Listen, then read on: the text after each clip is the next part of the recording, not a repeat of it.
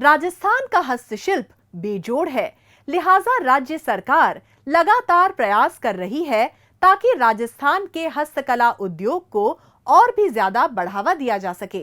हाल ही में जोधपुर में पश्चिमी राजस्थान उद्योग हस्तशिल्प उत्सव का आयोजन किया जाना इसका जीता जागता उदाहरण है। इससे राज्य के हस्तशिल्प उद्योग को कैसे मिलेगा बढ़ावा, इसी पर पेश है ये रिपोर्ट। राजस्थान की सांस्कृतिक धरोहर का प्रतीक है हस्तशिल्प, जो न केवल रोजगार के नए अवसर प्रदान करता है बल्कि राज्य की अर्थव्यवस्था को भी मजबूत बनाता है। यही वजह है कि राज्य सरकार द्वारा हस्तशिल्प उद्योग को अधिक से अधिक बढ़ावा देने की दिशा में तेजी से कार्य किया जा रहा है। इसी के तहत मुख्यमंत्री भजन लाल शर्मा ने जोधपुर में आयोजित किए गए पश्चिमी राजस्थान उद्योग हस्तशिल्प उत्सव का विधिवत शुभारंभ किया। इस अवसर पर मुख्यमंत्री ने लूणीरू समग्र विकास को समर्पित एक वर्ष विकास पुस्तिका, मसाला उद्योग से संबंधित फोल्डर एवं लघु उद्योग भारती के मुखपत्र लघु उद्योग टाइम्स का भी विमोचन किया। साथ ही मुख्यमंत्री ने 5 पाक विस्थापितों को पट्टे भी वितरित किए। इस दौरान मुख्यमंत्री ने कहा कि इस उत्सव के माध्यम से प्रदेश के हस्तशिल्प को बढ़ावा मिलेगा, साथ ही कारीगरों के लिए भी समृद्धि एवं रोजगार के नए अवसर बढ़ेंगे। राज्य की ब्लू पॉटरी, मार्बल के हस्तशिल्प, पीतल की कलाकृतियाँ, मिनिएचर पेंटिंग, काष्ठ कलाकृतियाँ, कपड़ा छपाई आदि दुनिया भर में प्रसिद्ध हैं।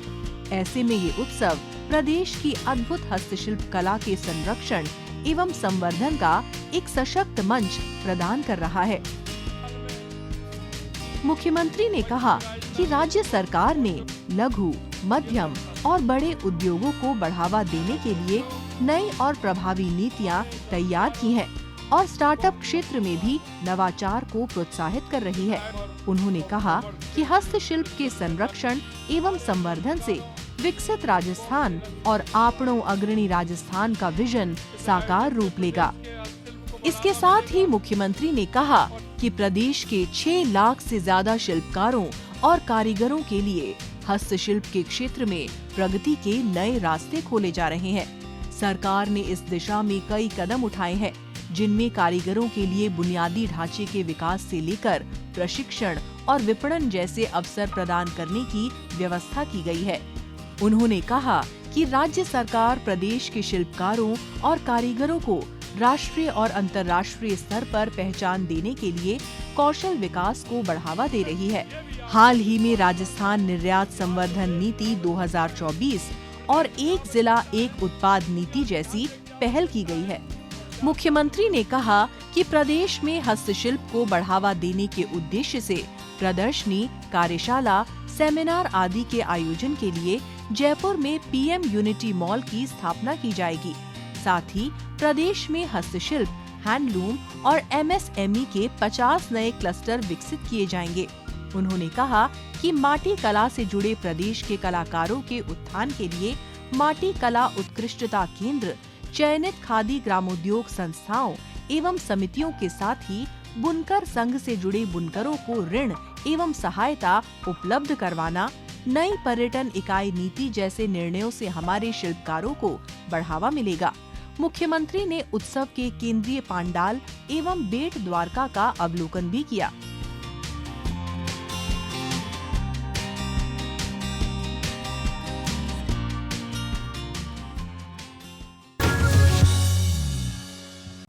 दूरगामी सोच के अनुरूप राज्य सरकार प्रदेश के बुनियादी ढांचे में भारी निवेश की परिकल्पना के साथ कार्य कर रही है।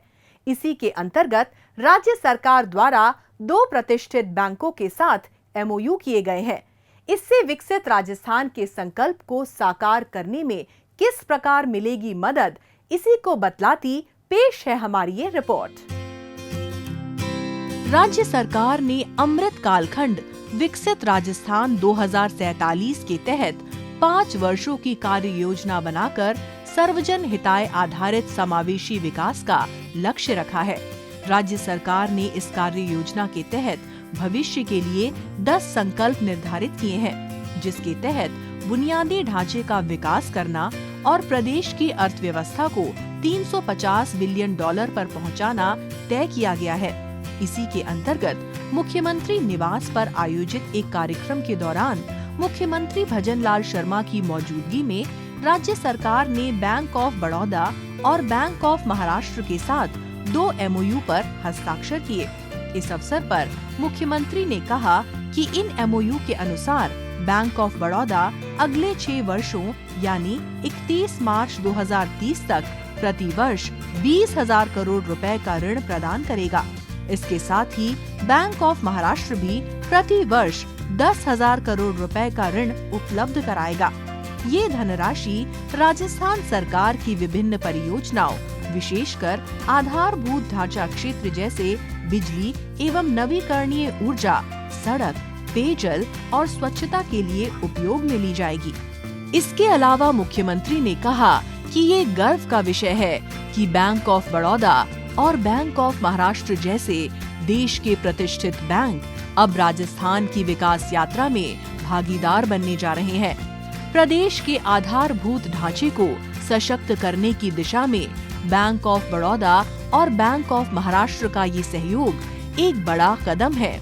ये समझौता प्रदेश के बुनियादी ढांचे की मजबूती में एक मील का पत्थर साबित होगा। राजस्थान सरकार अपनी योजनाओं को प्रभावी ढंग से लागू करने के लिए पूरी तरह प्रतिबद्ध है। आज की साझेदारी राज्य के विकास और जन कल्याण की दिशा में नए आयाम स्थापित करेगी और विकसित भारत 2047 एवं विकसित राजस्थान 2047 की दिशा में महत्वपूर्ण कदम साबित होगी।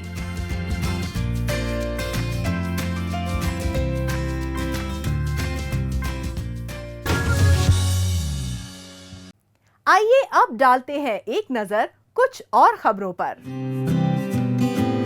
प्रदेश में युवा, महिला, किसान एवं गरीब वर्ग के सर्वांगीण विकास के लिए राज्य सरकार निरंतर कार्य कर रही है।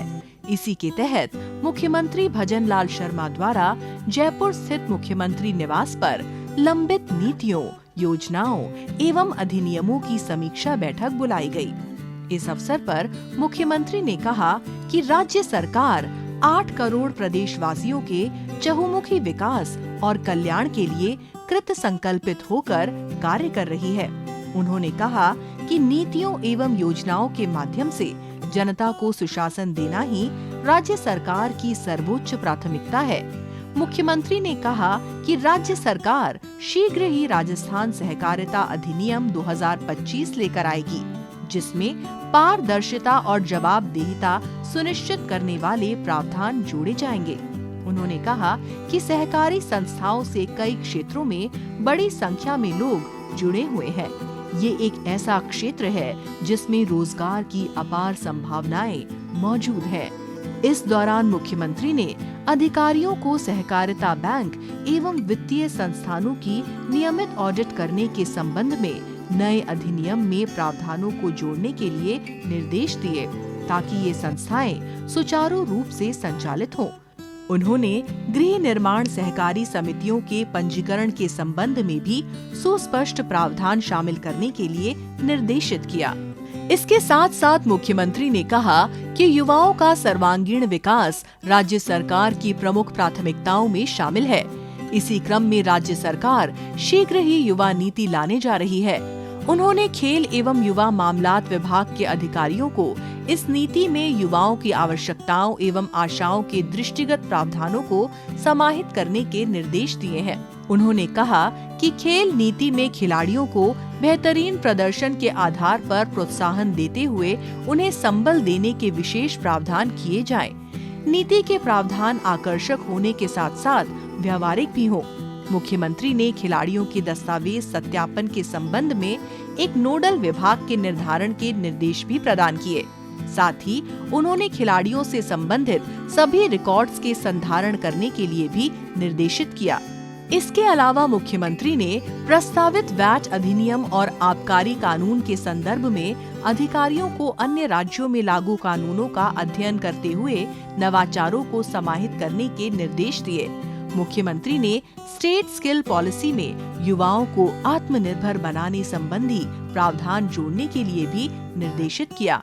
उन्होंने कहा कि हमारा लक्ष्य युवाओं में कौशल क्षमता का विकास करते हुए उन्हें प्रोत्साहित करना है, इसलिए नीति को रोजगारोन्मुखी बनाया जाए। मुख्यमंत्री ने राजस्थान कृषि विकास योजना, एग्रो प्रोसेसिंग नीति, लैंड एग्रीगेशन और monetization policy, industrial policy, garment and apparel policy, Rajasthan warehousing and logistic policy, data centre policy, नई पर्यटन नीति, transfer of industrial lands validation act एवं Rajasthan coaching centre control and regulation bill पर विस्तृत चर्चा करते हुए आवश्यक दिशा निर्देश दिए।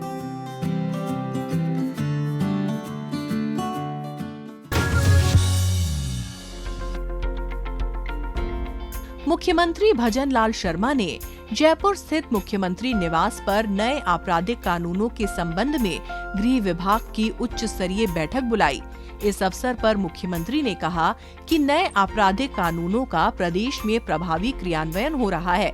उन्होंने कहा कि राज्य सरकार प्रदेश में अपराधों पर प्रभावी नियंत्रण करने और जनता को भय मुक्त माहौल उपलब्ध कराने के लिए प्रतिबद्ध है। कानून व्यवस्था को सुदृढ़ करने और नए कानूनों को लागू करने में आवश्यक संसाधनों की कोई कमी नहीं आने दी जाएगी। आम जन को नए कानूनों की जानकारी देने के लिए राज्य सरकार कई कदम उठा रही है।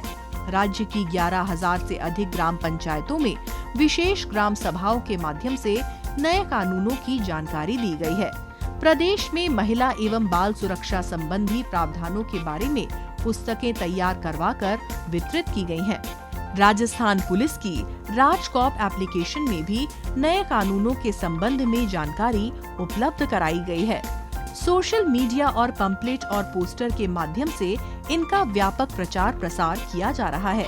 मुख्यमंत्री ने अधिकारियों को निर्देश दिए कि नए कानूनों के बारे में पुलिस के अनुसंधान अधिकारियों को समुचित प्रशिक्षण देने के साथ ही उन्हें स्व अध्ययन के लिए बुकलेट भी वितरित की जाए।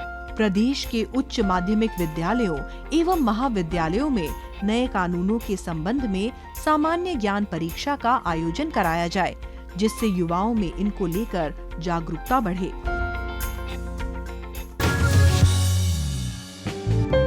मुख्यमंत्री भजनलाल शर्मा ने प्रदेश में आयोजित होने वाले 76वें राज्य स्तरीय गणतंत्र दिवस समारोह की तैयारियों के संबंध में उच्च स्तरीय बैठक बुलाई।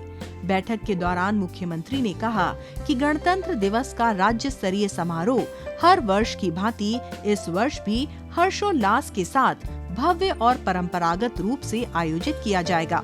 इस बार ये समारोह झीलों की नगरी उदयपुर में आयोजित होगा। उन्होंने कहा कि कार्यक्रम के सफल आयोजन के लिए सभी अधिकारी अपने निर्धारित दायित्व को पूरा करते हुए आपस में समन्वय के साथ कार्य करें। इसके साथ ही मुख्यमंत्री ने अधिकारियों को निर्देश दिए कि गणतंत्र दिवस के अवसर पर राजधानी जयपुर की सभी प्रमुख इमारतों, दर्शनीय स्थलों तथा सरकारी कार्यालयों के साथ ही उदयपुर में भी सभी प्रमुख स्थानों पर आकर्षक सजावट की जाए। उन्होंने निर्देश दिए कि राज्य स्तरीय गणतंत्र दिवस समारोह में शामिल होने वाले अतिथियों को निमंत्रण पत्र भेजने से लेकर उनके आवागमन, ठहरने और भोजन की उचित व्यवस्था की जाए। उन्होंने कहा कि राजभवन जयपुर तथा सहेलियों की बाड़ी उदयपुर में आयोजित होने वाले एट होम कार्यक्रम के लिए भी सभी व्यवस्थाएं सुनिश्चित की जाएं।